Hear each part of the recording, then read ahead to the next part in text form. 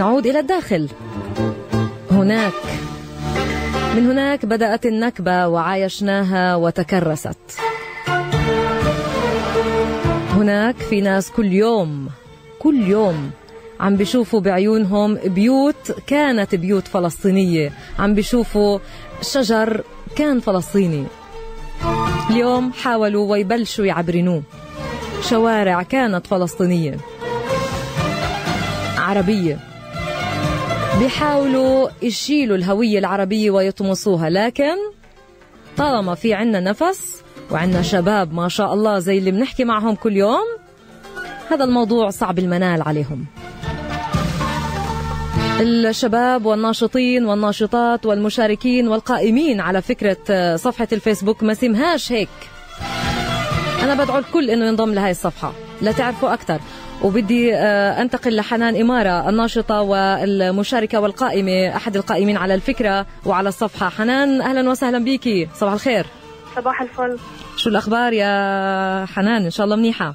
أنا الحمد لله، أخباركم أنتوا؟ أحلى راديو رايا. الله يخليك يا رب. إحنا بوجودكم وبهالمعنويات اللي بتعطونا إياها، يعني كل ما بشوف فكرة زي هيك أنا بنبسط إنه لسه في عنا ناس بتفكر، لسه في عنا ناس رافضة كل شيء مهما كان بسيط وبتنتبه له. ما سمهاش هيك، احكي لي شوي عنها يا حنان أنا والمستمعين. حملتنا هي أول شيء سميناها ما سمهاش هيك. أطلقنا مجموعة شبابية تعرف بنفسها بشباب الذاكرة بالتزامن مع الذكرى 25 لنكبة الشعب الفلسطيني اللي هو عمليا شعبنا برضه، اللي بيصادفوا اليوم 15/5 حملة إعلامية. 65 يا حنان. نعم 65 سنة. 65 سنة لنكبة الشعب الفلسطيني اللي هو بيصادفنا اليوم. الحملة عمليا سميناها ما اسمهاش هيك ضمن إطار دورة الحملات الإعلامية الذي نظمها مركز إعلام، وبتيجي هاي الحملة لمواجهة السياسة الإسرائيلية الرامية لطمس الهوية ومحو الذاكرة الفلسطينية بعد أنه قامت الدولة الإسرائيلية بتفويض الموارد المادية وعلى رأسها الأراضي الفلسطينية اللي تم صادرتها بطرق مختلفة وبعدهم بصادروها. وتهدف الحملة تذكير الجيل الثالث والرابع طبعا من أبناء النكبة بالأسماء العربية للمدن والقرى الفلسطينية اللي تم تهجيرها في العام 1948 على يد الجيش الإسرائيلي. حنان أنا عم بحاول هلأ وأنا بحكي معاكي أفوت على الصفحة، هي على الفيسبوك مزبوط؟ مزبوط. كيف بتنكتب بالضبط؟ احكي لي. بتنكتب بالعربي تقدري ما حرف الميم ألف. ما سمهاش مع بعض، هي اسمها غريب بس هو مجبورين نسميها هيك عشان ما سمهاش. يعني ميم ألف سين دغري. ما سمهاش هيك. طيب نحاول ندور عليها. خبريني هلا لبين ما اطولها المفروض انها هي ما سمهاش هيك. حملة إعلامية أطلقتها مجموعة من الشباب. حاليا أنتم ما شاء الله 724 شخص على الصفحة. إمتى بلشتوا فيها فعليا؟ فعليا الصراحة صلنا بس يومين والناس كلها يعني بتدعمنا بتشاركنا بتنشر الصفحة كل حتى بالداخل هون عندنا الكل مأيد هاي الفكرة. وهي لايك مني وبعد شوي رح ننشرها على صفحاتنا إن شاء الله. شكرا لك.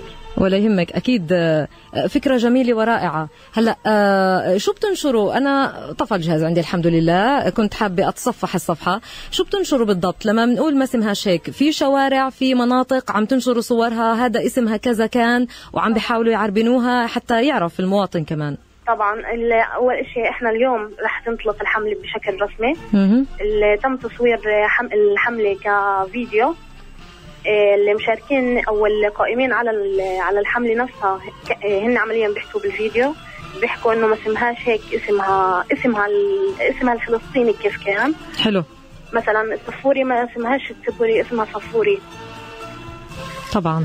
والإشي تصور على أراضي قرية صفوري المهجرة وشارك فيها كل من ساهم بالموضوع الحملة. والله بدنا يا حنان إحنا لأنه محرومين نجي وكل يوم ونعرف، وفي لاجئين زي ما بنعرف، أولاد صفوريا، أولاد بيسان، أولاد قيصاريا، أولاد كل مناطق كتيرة مش عم يعرفوها. بدنا صور على الصفحة. الصور رح إن شاء الله شوي ننزلها بشكل تدريجي. هسا إحنا عمليا قاعدين نفرجي إنه كيف عم بيغيروا حتى بالأحرف، يعني مثلا حيفا يمكن أصلا أنت مش شايفة الإشي بس عمليا اللافتات اللي بتكون بالشوارع حتى بالعربي قاعدين يحرفوها لخيفة. يحطوا حرف الخاء بدهن ينسوا شوي حتى هون العرب انه يدمجوهم من الناحيه الاسرائيليه. وفي عربي بيحكوا زي ما هم بيكتبوها؟ لا طبعا، كلياتنا ضد الاشي، وحتى في كثير بيطالبوا انه تتغير اللافتات هاي. لازم تتغير، لازم ان شاء الله كلها بتنشال ان شاء الله. حنان، انا بوعدك اليوم انتم انطلاقتكم الرسميه، بس ما شاء الله بما انكم بس صار لكم يومين فعدد كويس، انتم ماشيين صح بهاي الصفحه. برجع بقول ما اسمهاش هيك، لانه يمكن يتغلبوا. انا وانا بدور تغلبت ميم الف سين ميم عين ها ألف شين هيك. ما سمهاش هيك بسهولة بفوتوا عليها، وإحنا بنحن ننشرها إن شاء الله على صفحاتنا سواء على راي أو صفحاتنا الخاصة إن شاء الله. بس بحب أشكر بس شغلة واحدة اللي هو عمليا مركز إعلام اللي هو تبنى هاي الحملة عمليا، وكان يعطينا كثير ضمن دورة خاصة لإنتاج الحملات الإعلامية من تنظيمه هو كمركز إعلام، حيث تم تمرير ورشات عمل من قبل مهنيين ومختصين في مجال حقوق الإنسان والصحافة والحملات الإعلامية. وغير حملتنا طبعا بحب أحكي عن الحملات الثانية. إن شاء الله بدنا دعم كل المرات الجاية. إمتى ما بدك قولي لي أنا جاهزة. حنان قولي لي أنا جاهزة أطلع على الهواء في اليوم الفلاني، أنت بتكوني على الهواء، وأي حدا من الداخل أي حدا عنده فكرة من هون من أي مكان إحنا جاهزين. هذا لإلكم الأثير. شكرا يا حنان، سلمينا على الشباب والصبايا القائمين على هالصفحة ما اسمهاش هيك. شكرا جزيلا. يا هلا، نهارك فل.